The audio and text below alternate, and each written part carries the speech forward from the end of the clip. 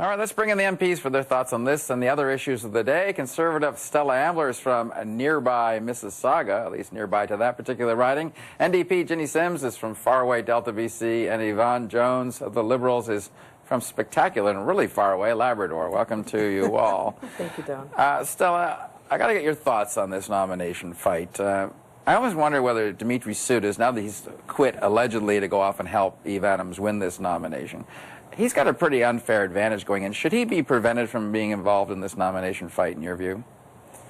I haven't spoken to either one of them about it, but I do, if I might, just address the last point that that you were asking Natalia about, and that would be the use of taxpayer-funded direct mail pieces. I want to say that I think that all MPs have to follow the rules, and that I know that Eve has said that she is following the rules, but I want to make it clear that I believe and that we believe that anyone that hasn't done that has to be held to account, because ultimately we want to make sure that it is a fair fight, and that this race, that the fact that the race is open and fair, it shows that our Prime Minister, our party, has insisted that all of our nominations be open and fair, and this one is. And so I think when it was looking like it wasn't going to be fair, that's when action was taken. Is it fair to do that? Like, I don't know whether is the law, does the party rules allow her to use self-promotion literature in a riding that she's not even representing?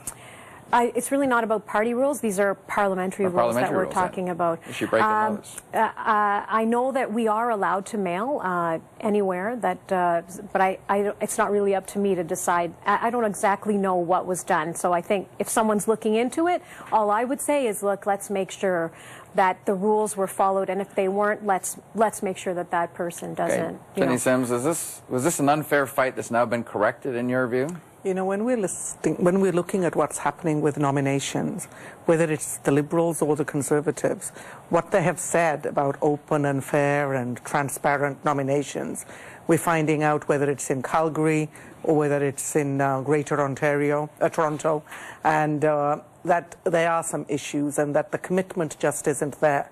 Both the parties and both my friends sitting on either side of me, their leaders have spoken about open, fair, transparent, but there's been some, I would say, not so open and not so transparent issues, and Trinity Spadina is another prime example. On the other hand, I will say that we're very open and committed to open nominations, and we are very, very clear about that, and I haven't heard of any of the same kind of tussles. See that? She's got the right, she's wearing the halo on this one. What's your take, Yvonne Jones? Well, first of all, I think our party has a very open, transparent nomination process. I've Unless been they don't like the in candidate. a couple of them, and they certainly seem that way to me. Yeah. But I think what you're seeing in this case with the Conservatives is, like most things you see, is a lot of chaos.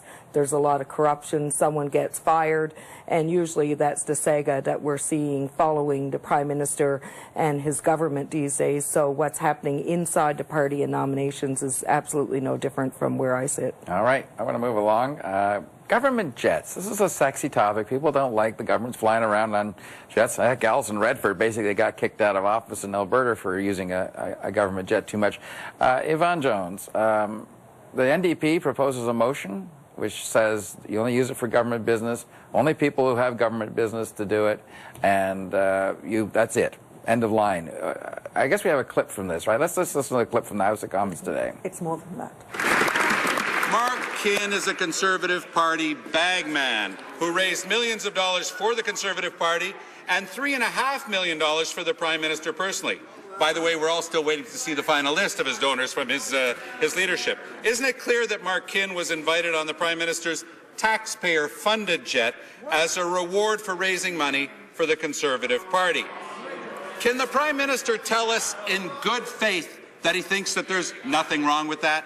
As I've said repeatedly, all use of government aircraft for anything other than commercial purposes. I think the RCMP requires me to fly on a non-commercial aircraft. Any use of aircraft for non-commercial purposes is reimbursed. And by the way, when an individual is on that is not a parliamentarian or a staff member, we always be sure that's done in a way that it actually lowers the cost of the flight for taxpayers. I'm pretty sure it wasn't the RCMP that invited a Conservative Party bagman on that flight. It's just a feeling I have. All right, Jenny, let's get you to just at least frame the motion that's going to the floor. What does it say? The motion says very simply that the Challenger should be used for business, for government business, unless it's the Prime Minister, because we recognize the safety and security issues, even though that this government questioned whether the Prime Minister should be, when they were in opposition, had questioned whether the Prime Minister needed to travel on the Challenger for private affairs. We haven't questioned that. We've said for safety and security, the family and the Prime Minister, absolutely justifiable, you know, if the RCMP considers so.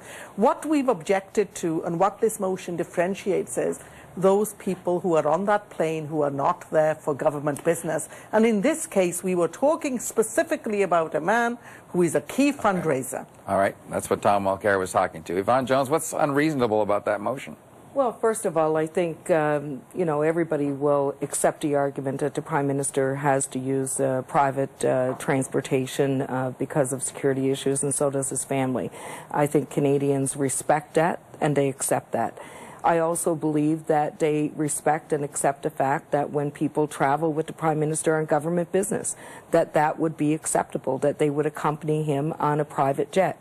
However, where Canadians fail to see the connection is when the Prime Minister of the country can invite friends, fundraisers, and other people that support the Conservative Party of Canada on board the jet to take free flights on the backs of taxpayers. This is where the system breaks down, and it's unacceptable. Stella Ambler, what's wrong with either one of their arguments? Seems logical? No? Well, spending is down 75% on all government aircraft. Let's go down 100 then. Yeah. No. Well, then the Prime Minister wouldn't travel. That's just, it's not reasonable. I'm talking about including the Prime Minister's travel on government aircraft, down 75%. This is used when necessary, and then when it's used by the Prime Minister himself, his family, or his and anyone else he takes along on government trips, the expenses are paid for. They are reimbursed. This has never happened before, and this is something that the Prime Minister insisted on from day one, that the costs of the flights be repaid, and this was never done under the Liberals, which is part of the reason that we were able to reduce expenditures. Right?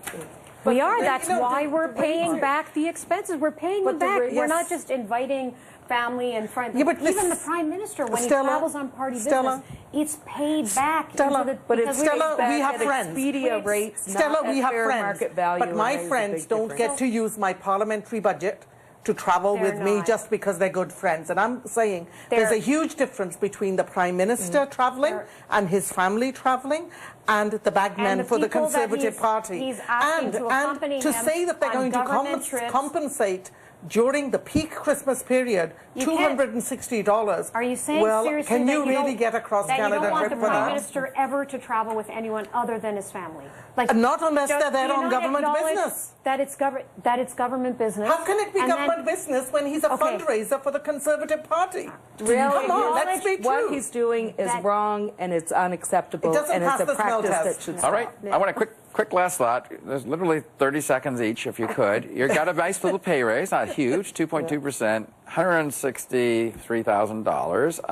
I in the House of Commons about 130 days a year, but you're also, I know in your ridings, working very hard. But I just want to be curious, tell the average Canadian why you're worth that kind of money. That puts you in the top 2% of Canadian earners. Ginny Zim. Well, it makes me very nervous when MPs actually set their own salaries. Well, they don't and that's anymore, why, right? It's a formula. Well, it's not a formula anymore. Now it goes towards the Board of Internal Economy. And I think that it should be arm's length from us. And right now, it's very hard for public servants to swallow while they're being cut, that the MPs are getting a pay increase. So you shouldn't have got a pay increase? At one time it was tied to COLA, to cost of living.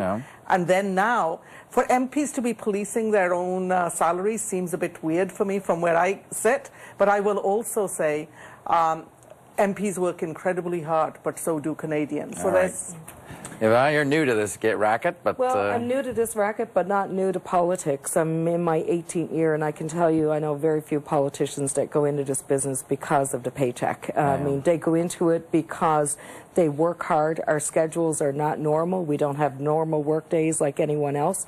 And, you know, so quite often the least benefit and return for us is in terms of our paycheck. The greatest reward I know for most politicians that I've ever met is being able to make changes that improve the lives of people. Well said. I bet you even agree with her on that. I was just going to say that was very well said. I do want to say too that it was the Conservative government that ended the gold-plated pensions for members of Parliament. I was happy to support that, and we've gone to a 50-50 model, which I think for pension contributions. So I think Canadians expect that from us, and of course we acknowledge that we're generously paid.